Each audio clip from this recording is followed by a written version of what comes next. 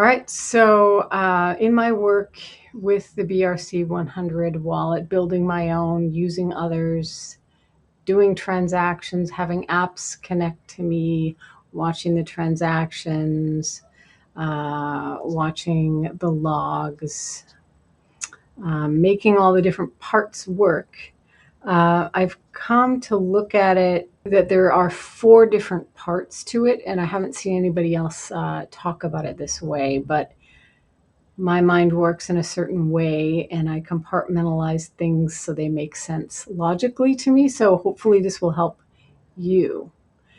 So the 4 parts are the seed, the logic, the state, and the interfaces. So I will go through each of these parts.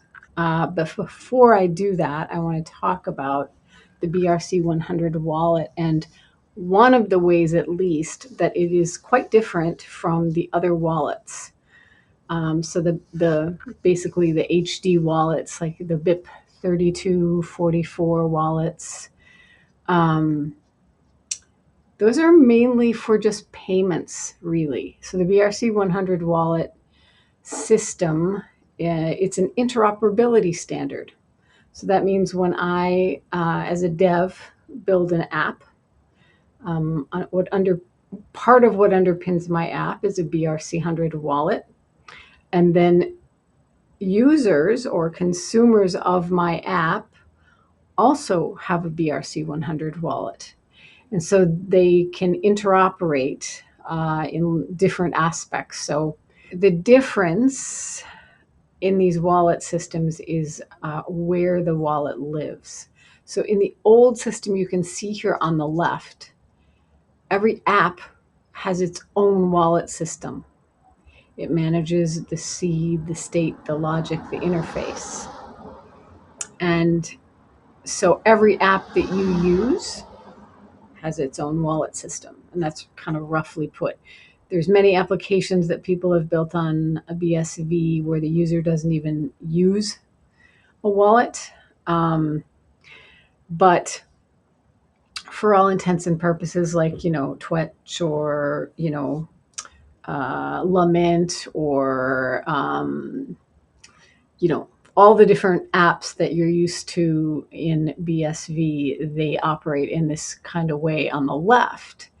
Now, there are a bunch of new ones coming that are using this way on the right, this BRC-100 system that we're discussing. And what's different is that, like I said, the app has its own BRC wallet underneath it, and then your wallet, and they talk to each other. So the wallet stops being a feature inside an app, like over here, and it becomes the peer that the app talks to. And it could be another peer, right? So it could be peer-to-peer, like wallet to wallet. So the seed, and this is the secret that only you know as the wallet holder. There's different ways that BRC wallets can handle this seed for you, but ultimately you are the manager of the seed. They just sort of help you with that management. If you share that seed, it's no longer only yours, it's someone else's. So obviously you need to keep it very secret. The second is the state. So you can think of the state as like your journal and your key ring. So that seed can create many keys, and it derives those keys for all your different types of things you'll do with your wallet, whether it's payments, whether it's, attesting to data, whether it is holding an NFT or a token, whether it is an identity certificate.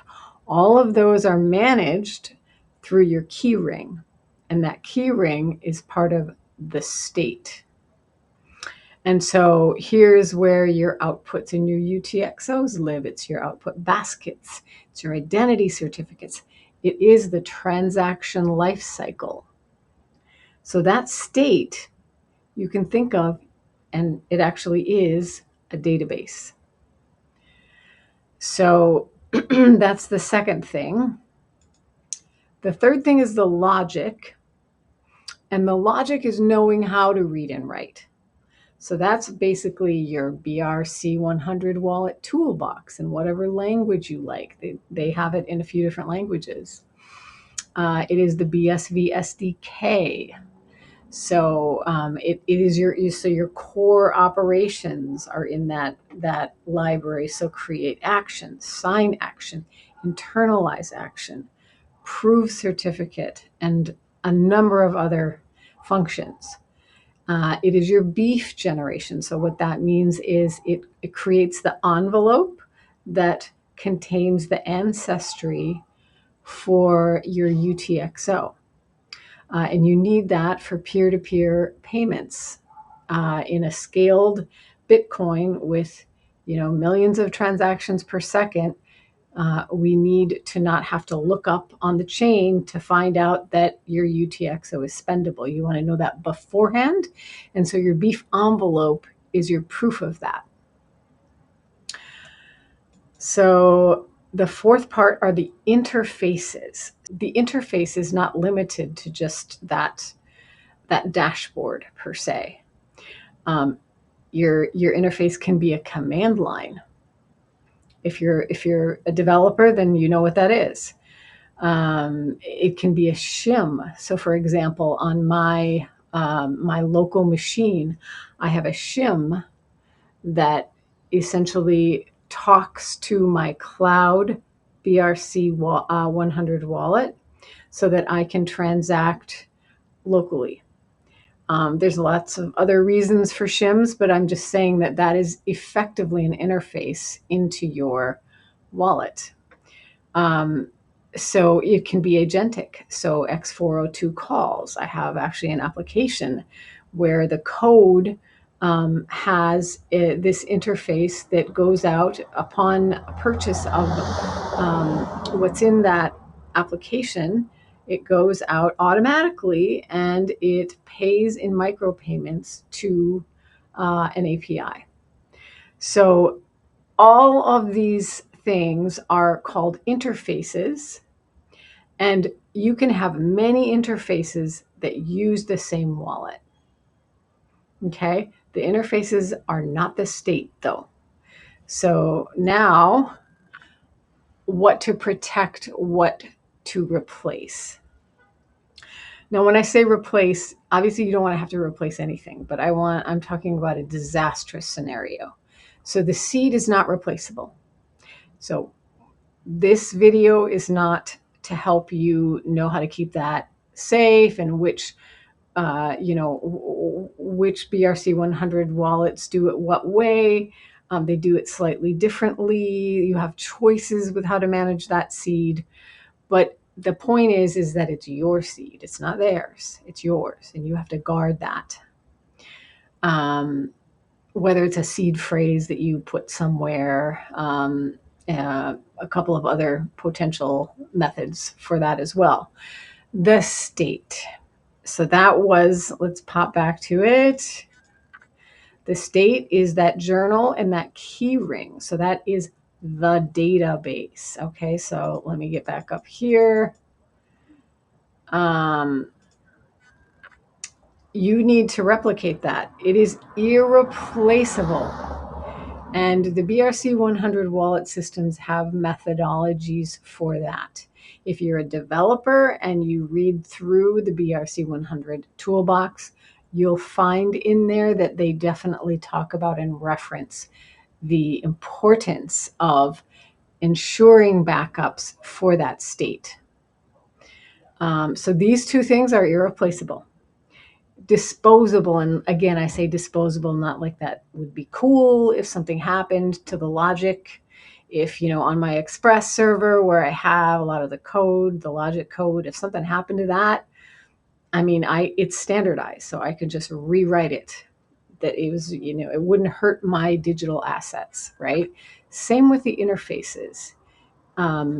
That's all code anyway. So, that dies. Like if my Mac, crashed to heck and I couldn't use it again. I couldn't get into that command line interface, I would just, reinstall the use of it. So I just wanted to point out the difference between these sides of it. So the three disaster scenarios should sort of be obvious. If you have the seed and the state, you're fine. You can fully restore everything. If you only have the seed, you're going to be in some trouble. You don't have that database. You don't have that state.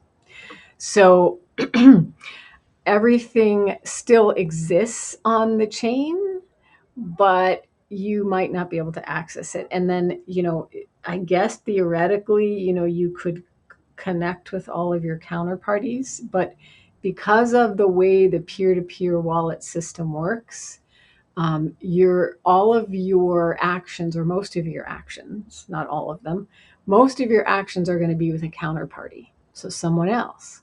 And so you each create together that key for the transaction. And so that's where, it gets, it's not the standard HD wallet thing where you just have a derivation path and you can scan for it. It's not like that. So that's why it's really important that the state is also backed up.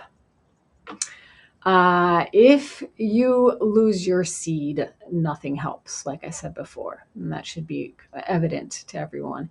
And there are solutions that people are building for this. And this is where I think, we're going to be in a better place when some of this starts coming together. The management of the seed, so your cousins and your sister and your brother and your dad and your grandma and your uncle, all of them who are like, I don't want to do that. There'll be solutions for them. So a quick recap. So let me shut this off. So which two parts can you throw away without consequence? Right? So we know what those are. They are the interfaces and the logic, right? The code, the BRC-100 toolbox, the BSV SDK, all of the scripts that you write, the functions that you write to create your transaction, etc. Okay, that can all be rewritten. That's fine. Number two, why can't the blockchain alone rebuild your state? Now, I didn't say this precisely, but the BRC-100 wallet system uses BRC 42 and 43. 42 is also called BKDS, so Bitcoin Key Derivation System. And so that is a way to derive keys so that you're creating a new key every time for everything. Basically, so that your transactions on the blockchain can't be tracked together. So that's a good thing. But the hard part about that thing is that it is not something that's easily scannable. And so that is why the blockchain alone cannot rebuild your state. Number three, what belongs in your backup plan? Those two things, the seed and the state/database. Now, there's a lot more to all of the parts to these things, and so this is just a general overview, which hopefully gives you, a sense of the BRC-100 wallet system in a basic way that maybe you haven't heard before. So, all right. Got a curve in the game, laid out clean with the point named G and a math machine.